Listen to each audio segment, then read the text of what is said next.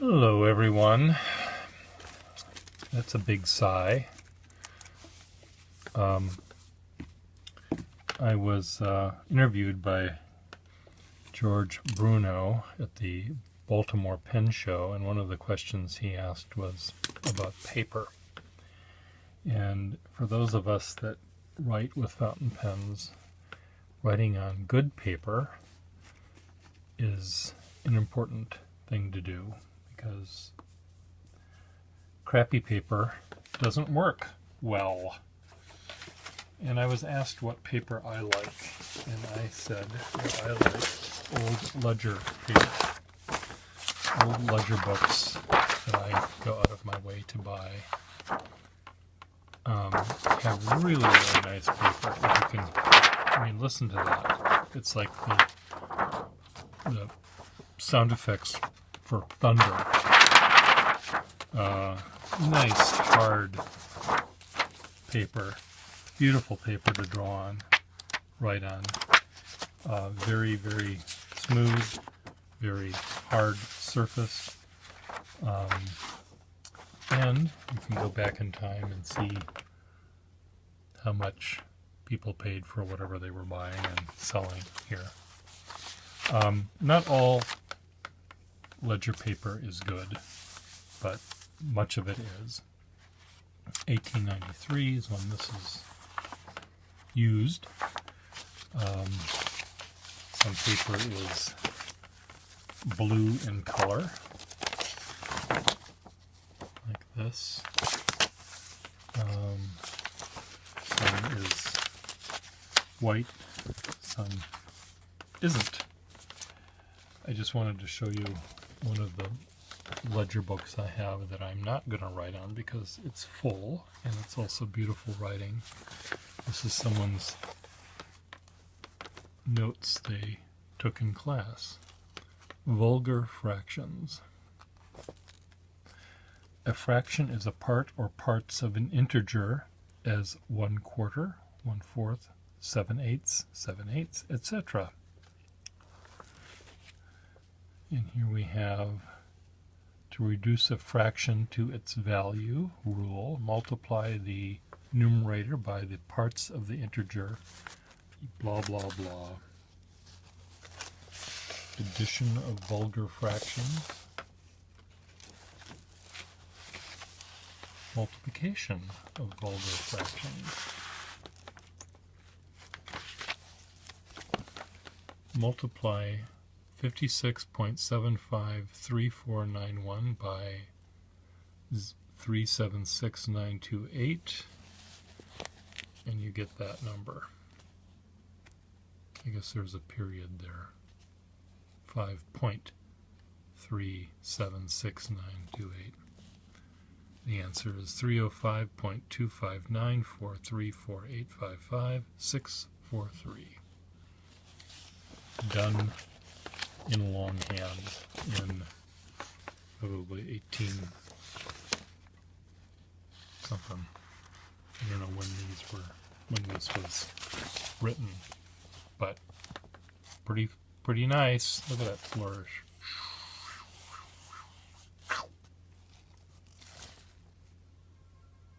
Anyway, I can't do that, but I can do other things. So here's a pen I bought on eBay. I didn't buy the holder, I bought just the pen. The nib is called a pen. When this nib was made, that was called a pen. The holder was the thing that the pen stuck into.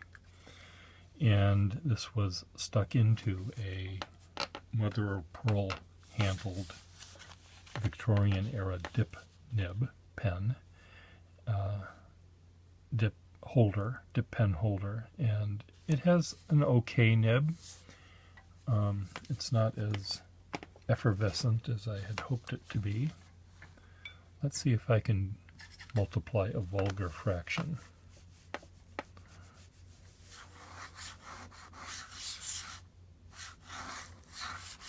Vulgar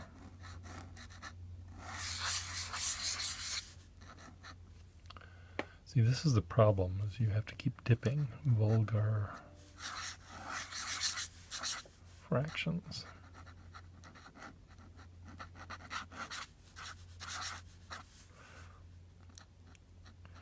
This nib might not be set right. And my cat, Orca, is going to jump up and join me in a second. Orca the cat.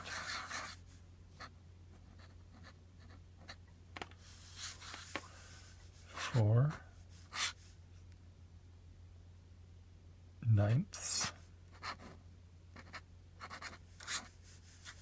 by 6 tenths.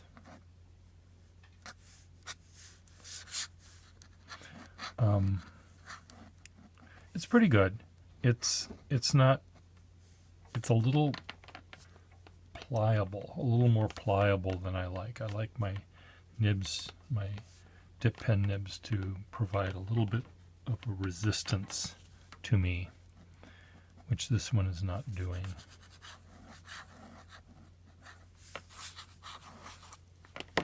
It's also not really holding the ink. Where's some ink I can dip this into? There we go. Blue black ink. Hardly blue black. This is probably, I know what this is. This is red ink that's probably 70 years, 80 years old, that was in a quart bottle that I uncorked. And it's, the dye has faded, but it's good enough for me to play with here. For those of you that do a lot of play and don't do a lot of work, or just want to practice, buying a quart bottle of old ink will do perfectly well for you. There were people selling quart bottles at the Baltimore Pen Show. I have quart bottles I can sell as well. I'm not going to sell them through the mail to you, but I can sell them at the show to you. I've got about a dozen bottles, large size bottles, and they're great for if you just want to practice your letters, practice your ups and downs, practice your flourishes. Why use a bottle of ink that costs, 14, 15, 12, whatever bucks a bottle, when you can use slightly watered down ink that will allow you to do what you need to do, practice without spending too much money. So this is okay. This is not as yummy as it could be, but it's okay. This is still in focus, I'm hoping.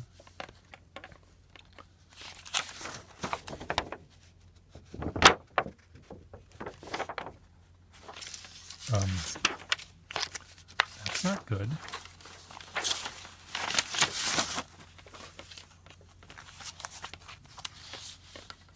Sullivan. Well, these are addresses. Sullivan, 6 Broad Street, Smyrny, 110 Nassau, Sutherland, 25 Nichols. Rebecca Sullivan.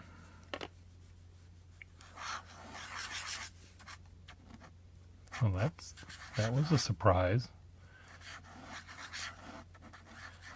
Clearly I need to set this nib better than I did, because that's not supposed to happen, that big gallon falling out. This nib is really quite narrow, and finding the perfect holder for that nib is not as easy as I thought it would be. I thought it fit in this one, but I think it does not. So, try a different one. Another recent pen to me was this pen. This is a Waterman Patricia, and it's an accountant nib, which works well with this particular paper because this is a paper that an accountant would use. This nib, though, was really a problem. What I think had happened, it somehow got bent in its life, and the two tines were really pushing together. And they're supposed to be together, but they're not supposed to be really pushing. So it really required me to press down a lot harder than I should have had to make it even right. So what I did, I took the nib and I put it in my little nib shaping anvil thing, and I was able to sort of, with my pliers even actually, I pulled spread them apart a bit. They still clamped shut, or they still went shut, but they didn't have pressure against them. So it now works pretty well. It still needs a little tiny bit of tweaking, which I'll do at some point, but not at the moment. It actually writes a lot better than it did when it came in the mail last week. This is called a Lady Patricia, and I actually prefer it to the man-size version of these pens. I find the patrician pen to be just clumsy looking. It's awkward looking. The proportions are not good.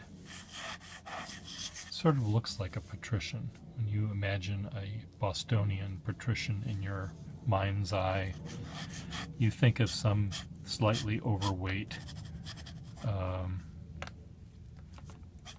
banker or lawyer or something, and he might have had old money. I guess he would have old money if he was a patrician, but he's kind of doughy because he doesn't actually have to work for a living.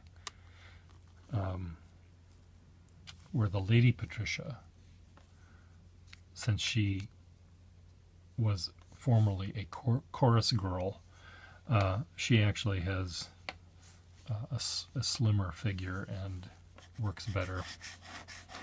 So it holds in your hand better. It's just all around. It looks better. The other one, the patrician, has this really quirky cap band that just was really a bad design. Whoever designed that needs help.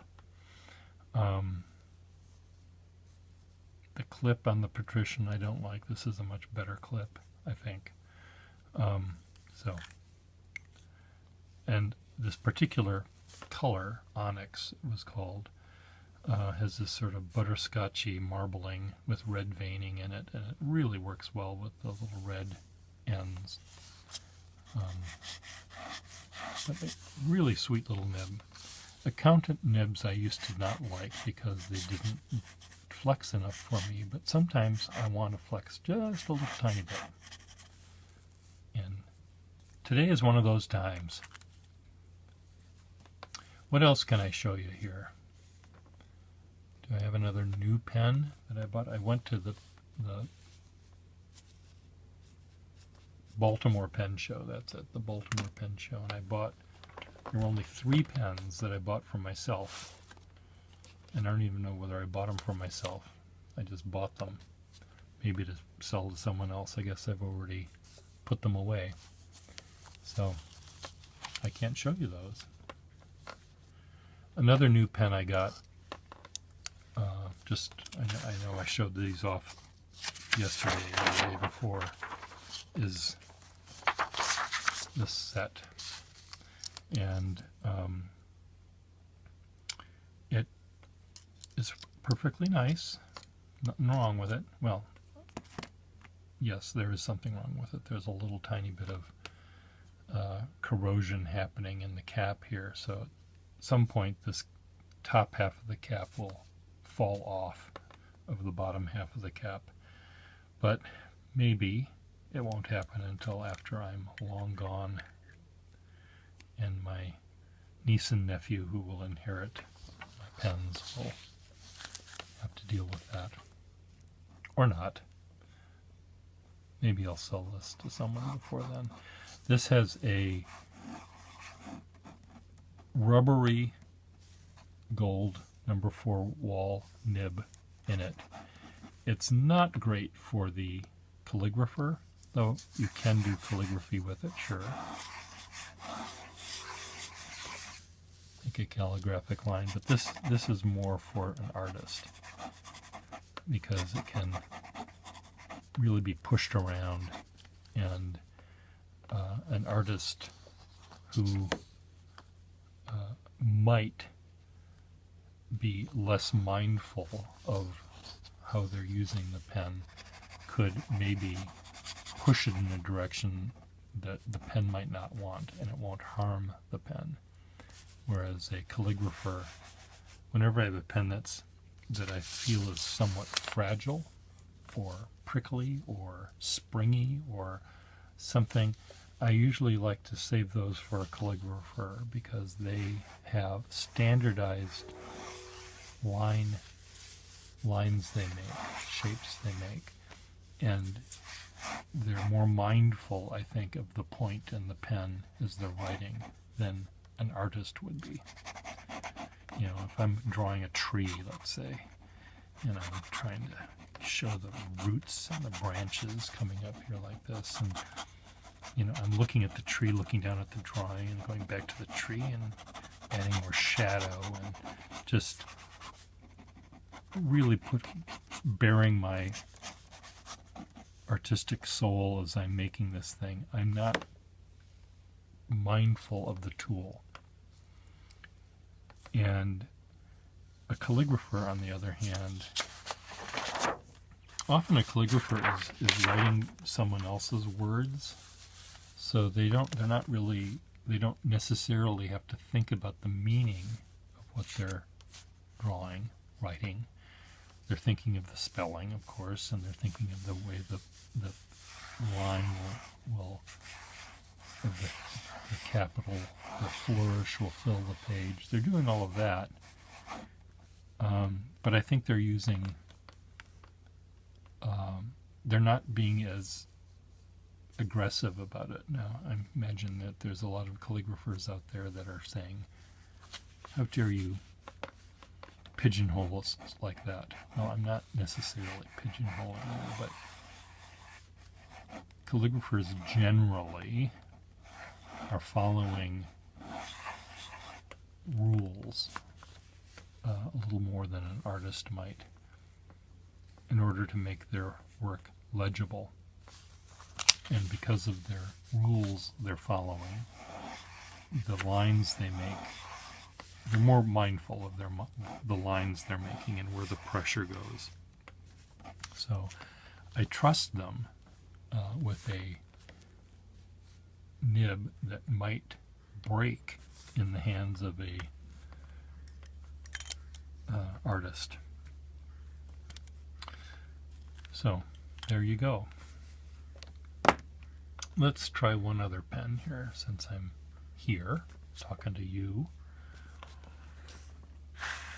What will it be? What will it be? What will this pen be? Here's a pen I bought recently. It's a very, very flexible, excruciatingly flexible Waterman nib. I think this was made for artists. They often made pens that were labeled that on their price stickers. And very, very flexible, very nice, and I don't think I would trust this in the hands of an artist. Not the guy that was drawing that tree a minute ago. This might be for the careful renderer that draws very slowly and mindfully. I would trust him with this nib, but I don't think I'd trust the guy that was just drawing that tree a few minutes ago. Beautiful pen. Sorry that half of it's off the screen here. Beautiful pen. GWW. Owned it.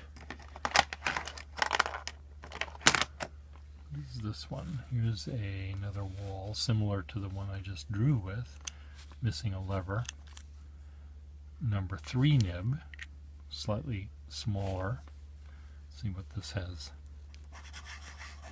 Okay, this has a nib that a calligrapher would like, but an artist would find too scratchy. Maybe.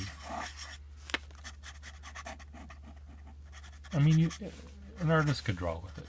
It's fine. It's just they'd have to be a little bit more mindful.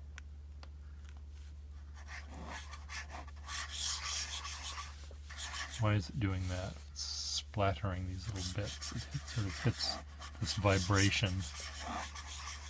It sometimes happens. It's when the two tines are usually on a side stroke, and they just hit this little vibratory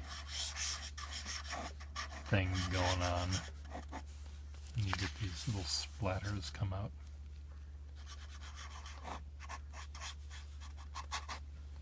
Anyway, lovely pens these.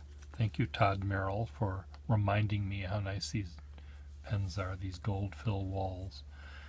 I would like these a lot more if they were sterling, not gold fill. I have a few sterling ones, not that many. There's many more gold fill ones in the world than sterling ones. They're really quite lovely. I like the cylindricality of them.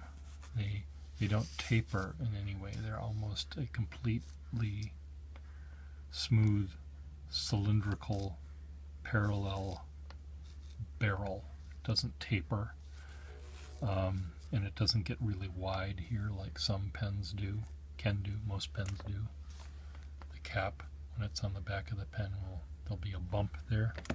There's something nice about the smooth, the slight difference here that it makes a different writing experience.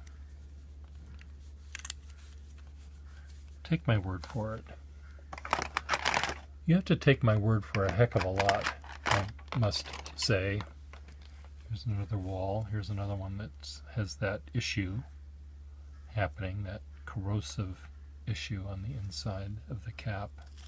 So at some point that's going to fall off on me. What kind of nib is this other than dirty? This is another number 4.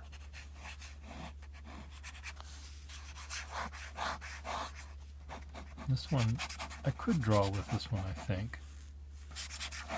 Somewhat similar to the one that I just tried, except this one is a little thinner on the downstroke. Billy owned this pen.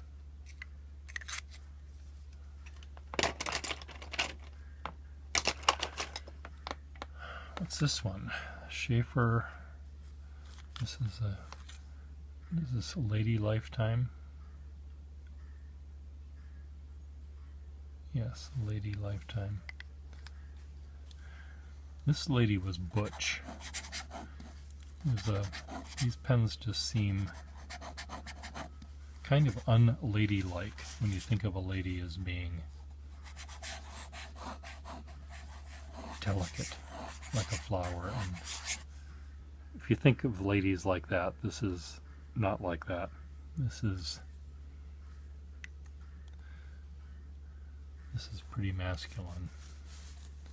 It has a very, very firm nib. Really sturdy, stiff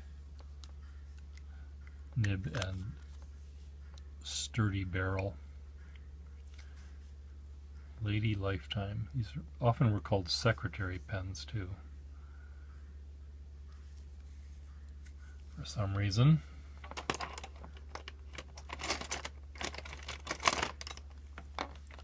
Here's another Schaefer pen. Oh, this has a name on it as well. What is its name? Greeberg. Really a strange engraving on this. Where's my loop?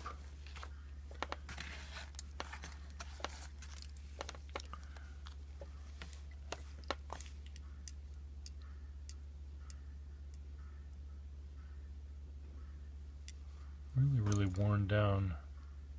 Greenberg.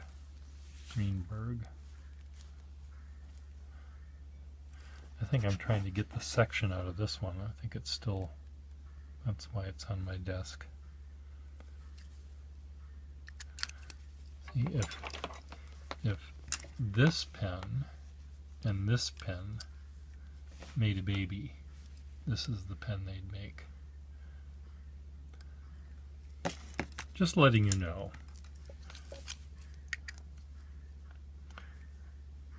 Do my pens actually have sex? They might, when I'm not looking. Sometimes it is interesting to see how, you know, a pen clearly looks as if it has parentage in two other pens, as the one I just showed you. One last pen and then I'm going to let you go. What is this? This is a Skyline nib in a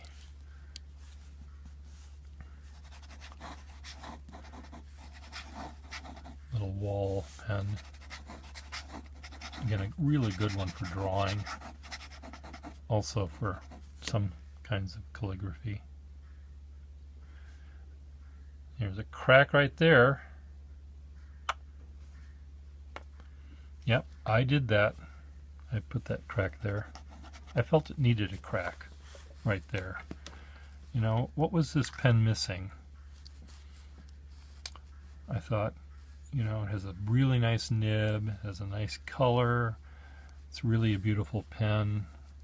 It's just too beautiful. Let me just crack it. Well, I cracked it.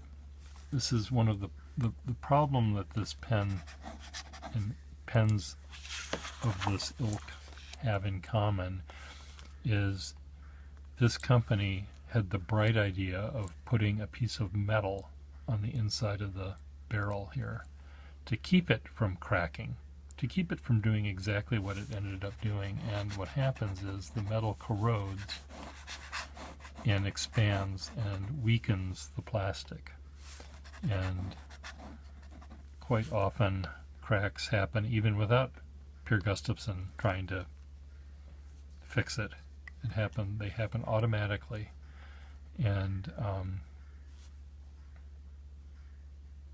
nothing you can do about it sometimes. And then I could have left it unrepaired and it would have been unrepaired and uncracked, but in my zeal of getting it fixed, I went a little bit too far. So, poor me. The pen also, it does have other problems. Because of the expansion that happened, the cap is really tight on it. It doesn't really, it's a little problematic, but it still really works well. It's a nice little pen. So, oh well. Thanks for watching. See you later.